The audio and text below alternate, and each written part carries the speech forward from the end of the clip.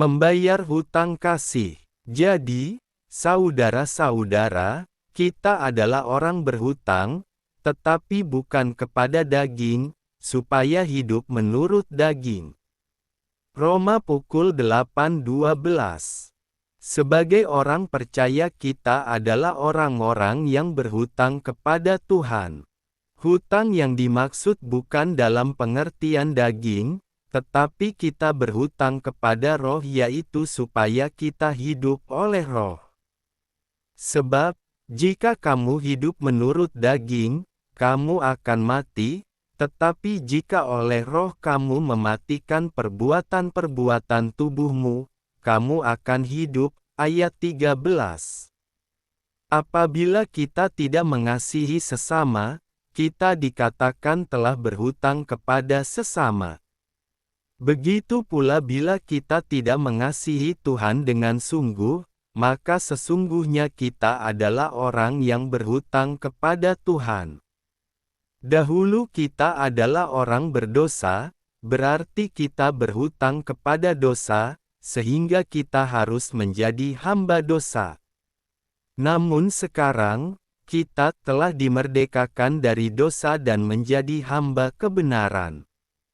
Roma pukul 6:18. Oleh sebab Kristus telah lunas membayar surat hutang dosa kita di kayu salib, bukan dengan emas atau perak, tetapi dengan darahnya sendiri. Baca 1 Petrus pukul 1:18-19.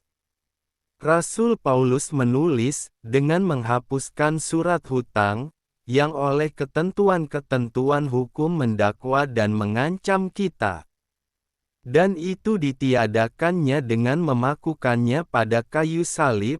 Ia telah melucuti pemerintah-pemerintah dan penguasa-penguasa dan menjadikan mereka tontonan umum dalam kemenangannya atas mereka.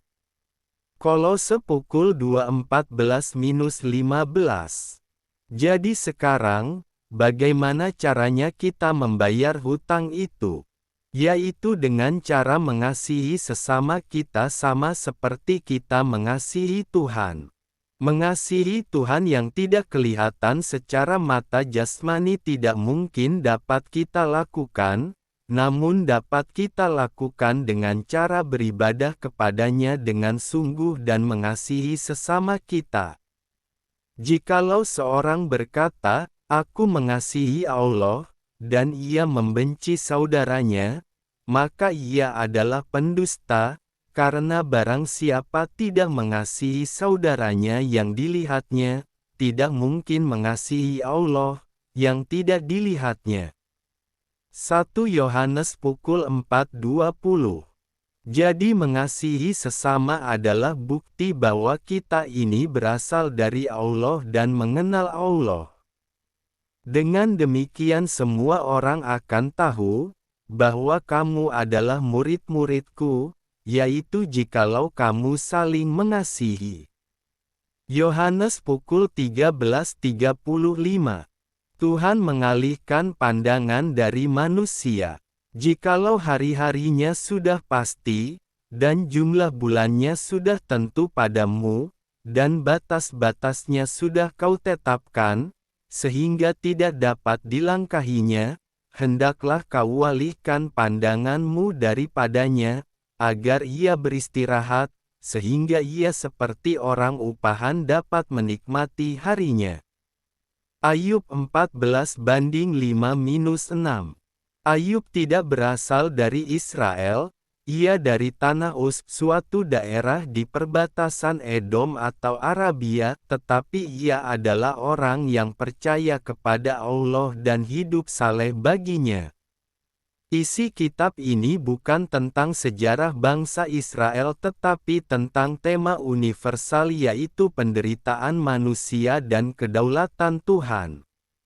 Sebuah permintaan yang berbeda dari pemahaman bangsa Israel bahwa berkat Tuhan itu dinyatakan ketika Tuhan menghadapkan wajahnya kepada umat. Perbedaan ini tidak saling bertentangan tetapi memberi makna yang lebih dalam dari pemahaman itu. Manusia itu terbatas umurnya dan ia membutuhkan istirahat dalam hidupnya, tetapi istirahat itu tidak mungkin terjadi jika Allah terus memandang manusia. Sebenarnya ini adalah pengakuan bahwa sesungguhnya manusia itu tidak layak di hadapan Allah jika melihat keadaannya yang berdosa. Tetapi tidak berarti bahwa Tuhan diminta untuk mengalihkan pandangannya dari manusia agar manusia bisa bebas berbuat dosa, melainkan bahwa mereka membutuhkan pengampunan atas dosa-dosa mereka dan bimbingan atas perjalanan hidup sehingga hidup ini tidak dibebani dengan beban terberat yang pernah ada. Hanya manusia yang berserah diri kepada Tuhan, yang merendah di hadapan Tuhan, seperti seorang upahan, yang dapat menerima berkat atas hidupnya, menikmati harinya dengan baik. Sebab upah dosa ialah maut, tetapi karunia Allah ialah hidup yang kekal dalam Kristus Yesus, Tuhan kita. Roma pukul 6:23. Yesus Kristus berkuasa dalam segala perkara. Dan segala sesuatu yang kamu lakukan dengan perkataan atau perbuatan, lakukanlah semuanya itu dalam nama Tuhan Yesus, sambil mengucap syukur oleh Dia kepada Allah, Bapa kita. Kolose pukul 3:17. Bukti kasih terbesar Bapa bagi umat manusia adalah diberikannya Yesus Kristus. Karena begitu besar kasih Allah akan dunia ini, sehingga Ia telah mengaruniakan anaknya yang tunggal, supaya setiap orang yang percaya kepadanya tidak binasa, melainkan beroleh hidup yang kekal. Yohanes pukul 3:16. Bagi kita yang percaya kepadanya, Yesus menjadi milik kita. Adalah berbahagia kita memiliki Yesus dalam hidup ini. Begitu berartikah nama Yesus? Nama Yesus bukanlah sembarang nama. Di dalam Kisah Para Rasul pukul 4:12 ditegaskan bahwa, keselamatan tidak ada di dalam siapapun juga selain di dalam Dia, sebab di bawah kolong langit ini tidak ada nama lain yang diberikan kepada manusia yang olehnya kita dapat diselamatkan. Jadi nama Yesus itu sangat berkuasa atas hidup kita. Jangan pernah merasa malu menyebut nama Yesus di hadapan orang, apalagi sampai menyangkal nama Yesus. Tuhan Yesus berkata, "Setiap orang yang mengakui Aku di depan manusia, Aku juga akan mengakuinya di depan Bapa-Ku yang di sorga. Tetapi barang siapa menyangkal Aku di depan Bapa-Ku yang di sorga, tetapi barang siapa menyangkal Aku di depan manusia, Aku juga akan menyangkalnya di depan Bapa-Ku yang di sorga." Matius pukul 10:32-33. Selain namanya yang berkuasa, Alkitab juga menyatakan bahwa darah Yesus juga sangat berkuasa. Tertulis, "Barang siapa makan dagingku dan minum darahku, ia mempunyai hidup yang kekal dan Aku akan membangkitkan dia pada akhir zaman." Yohanes pukul 6:54. Darah ini berbicara tentang pengampunan dosa, karena darah Yesus, Anak-Nya itu, menyucikan kita daripada segala dosa. 1 Yohanes 1:7. Sehingga, oleh darah Yesus kita sekarang penuh keberanian dapat masuk ke dalam tempat kudus, karena Ia telah membuka jalan yang baru dan yang hidup bagi kita melalui tabir, yaitu dirinya sendiri. Ibrani pukul 10:19-20. Luar biasa. Nama Yesus sangat berkuasa dan darahnya yang tercurah di atas kayu salib memberikan jaminan keselamatan dan kehidupan kekal bagi kita yang percaya. Ilustrasi. Sebatang bambu di tepi sungai. Di tepi aliran sungai tumbuh sebatang bambu hijau yang lebat. Ia sangat bangga akan batangnya yang tebal, kokoh, dan terisi padat oleh serat-serat kayu di dalamnya. Bagi bambu itu, kepadatan dan keutuhan fisiknya adalah bukti kekuatan serta perlindungan terbaik yang ia miliki. Suatu hari, seorang pengrajin musik memotong batang bambu tersebut dan membawanya. Hal pertama yang dilakukan pengrajin itu bukan memoles bagian luarnya tetapi membersihkan bagian dalamnya.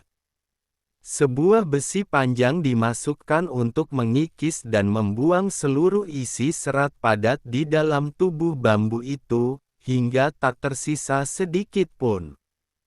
Bambu itu mendadak merasa hampa dan kehilangan segala hal yang selama ini mendefinisikan keberadaannya. Ia merasa menjadi selongsong kosong yang tak berdaya. Tak berhenti di situ, pengrajin kemudian mengambil besi panas dan melubangi punggung bambu tersebut di beberapa titik. Rasa panas dan tusukan itu seolah merusak keutuhan tubuhnya yang dulu mulus. Ia merasa telah dirusak dan ditinggalkan dalam keadaan cacat. Namun, ketika seluruh proses itu selesai, sang pengrajin mendekatkan selongsong bambu itu ke bibirnya dan menghembuskan napas pelan ke dalamnya. Angin yang berembus masuk menerobos rongga hampa itu mengalir melewati lubang-lubang di sepanjang tubuhnya. Seketika itu juga, terciptalah alunan musik yang begitu lembut, merdu, dan menenangkan jiwa. Bambu yang tadinya kaku dan bisu kini menyanyikan nada-nada yang menyentuh hati siapa saja yang mendengarnya. Sekiranya bagian dalamnya tidak pernah dikosongkan dari serat-seratnya sendiri, dan sekiranya tubuhnya tidak pernah dilubangi, ia tidak akan pernah bisa menjadi instrumen yang mengalirkan melodi indah. Dalam perjalanan hidup, kita seringkali mempertahankan kepadatan diri kita, keinginan egois, rencana pribadi, dan kebanggaan atas kemampuan diri sendiri. Kita merasa aman ketika hidup kita penuh dengan hal-hal yang bisa kita kontrol sendiri. Namun, agar Tuhan dapat memakai hidup kita menjadi saluran kebaikan dan keindahan bagi orang lain, Ia sering kali perlu mengosongkan diri kita terlebih dahulu.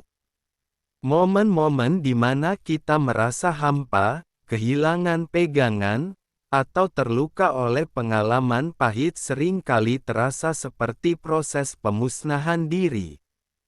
Padahal pengalaman hidup itulah yang memberi ruang bagi hembusan napasnya untuk mengalir. Ketika kita merendahkan hati dan membiarkan Tuhan membersihkan keangkuhan diri, hidup kita tidak lagi bisu. Keberadaan kita diubah menjadi alunan kasih dan penghiburan yang nyata bagi orang-orang yang sedang membutuhkan di sekitar kita. Tetapi jawab Tuhan kepadaku, cukuplah kasih karuniaku bagimu, sebab justru dalam kelemahanlah kuasaku menjadi sempurna. Sebab itu terlebih suka aku bermegah atas kelemahanku, supaya kuasa Kristus turun menaungi aku. 2 Korintus 12:9